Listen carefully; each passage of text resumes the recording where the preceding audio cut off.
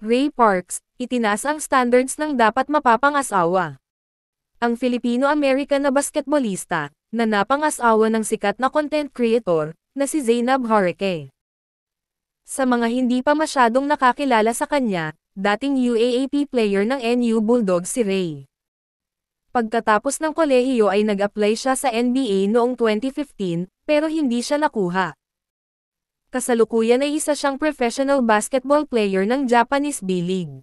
Ang kanya namang posisyon ay point guard.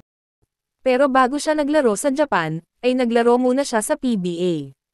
At ilan sa kanyang naging team ay San Miguel Alab Pilipinas at TNT Tropang Giga.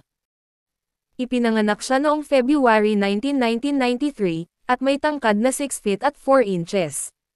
Sa mga nakasaksi sa kasal nila, maraming mga netizens ang nagkomento, na nasample na naman umano sila sa kahirapan. Bukod sa napaingranding kasal, napakasosyal pa ng kanilang mga giveaways at mga regalo sa bawat isa. Bukod sa mamahaling tuxedo na obra ni Michael Cinco, na milyon ang halaga, ay napansin din ng netizens ang kanyang relo na Jaeger, na hindi rin bababa sa 1 milyon. Hindi lang yan, pati mga bisita, kung hindi bilyonaryo, may NBA player pang kasali sa entourage. Ang higanteng groomsman nila, na kapares ng kapwa content creator na si Don Naylan, ay dating player pala ng Boston Celtics, na si Cody Clark. Naging meme pa ang kanilang larawan, dahil ang liit tignan ni Don Alin. Depensa naman ng content creator ay 7-footer ang partner niya. Maraming mga nagtanong kung ganito na ba talaga kayaman ang mag-asawa. Ayon sa mga nakalap na impormasyon, hindi bababa sa 2 milyon ang sweldo ni Ray kada buwan. Si Zainab naman, ay malaki rin ang kinikita niya, sa lahat ng kanyang social media platforms, at may mga endorsements pa siya.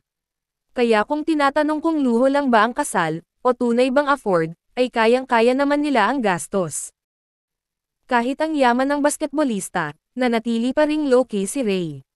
Sa mga close friends niya, pati na rin sa pamilya ni Zainab, lagi nilang sinasabi na napaka-generous umano ng atleta. Kung bago ka pa sa channel ko ay huwag kalimutang i-like, subscribe, i-share, at magkomento. Halos lahat na atang katangian na hinahanap ng babae ay nasa kanya na. Tall, dark, handsome, at bonus na dahil hindi lang rich, kundi God-fearing pa ang nakatuluyan ni Zainab. Dati na niyang sinabi na ayaw niya sa tisoy, kaya perfect para sa kanya si Ray Parks. Na love at first sight ang atleta kay Zainab, at noong nagkilala na nila ang bawat isa, ay alam na ni Ray siya na ang gusto niyang pakasalan. Si Zainab naman ay hindi naniniwala sa marriage, pero dahil sa pagmamahal na binuhos ni Ray Parks sa kanya, at sa muling pagbalik niya sa paniniwala sa Diyos, nang dahil na rin kay Ray, ay unti-unting nakuha ang loob niya at ibinaba ang kanyang walls. Kaya 2 taon matapos silang unang mag-date, ay ikinasal na nga sila. Kaya ang mga netizens, lalo na ang mga single moms, ay napapasana all na lang. Makikita naman kung gaano ka family person si Ray. Kahit sa namayapa niyang ama, ay binigyan pa rin niya ng importansya sa kanilang kasal. At hindi lang yan, ibinigay pa niya ang kanyang apelido sa 2 bata, na hindi niya kadugo. Kaya mahal na mahal siya ng mga anak ni Zainab, dahil nagpakatatay siya sa kanila. Kaya hiling ng mga netizens, ay sana magtagal ang kanilang relasyon, at panghabang buhay ang kanilang marriage. Ang lead vocalist ng December Avenue, na si Zel Bautista, ay matalik na kaibigan ni Ray. Nagbigay ito ng napakataas na mensahe sa kanyang Facebook, at doon niya binahagi ang simula ng kanilang pagkakaibigan. Gaya ng karamihan, red flag din ang tingin nila kay Zainab. Pero nang makilala nila siya, ay napakatotoong tao umano ng content creator, at bagay nga si Z at Ray sa isa't isa.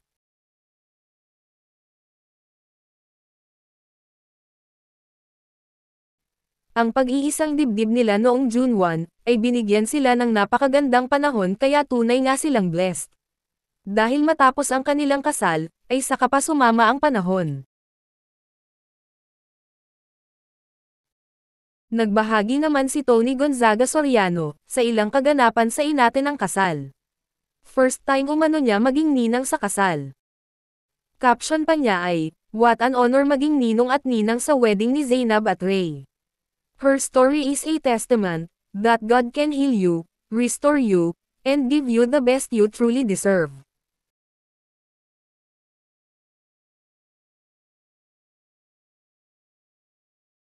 Konti lang ang bisita, kaya libre silang nakapaglibot-libot sa napakagandang venue.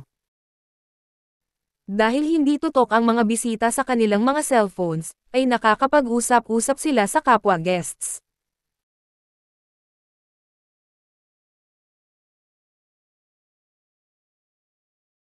Answered prayer nga si Ray para kay Zainab, pero ayon kay Ray ay God's grace din umano si Zainab sa kanya in a physical form.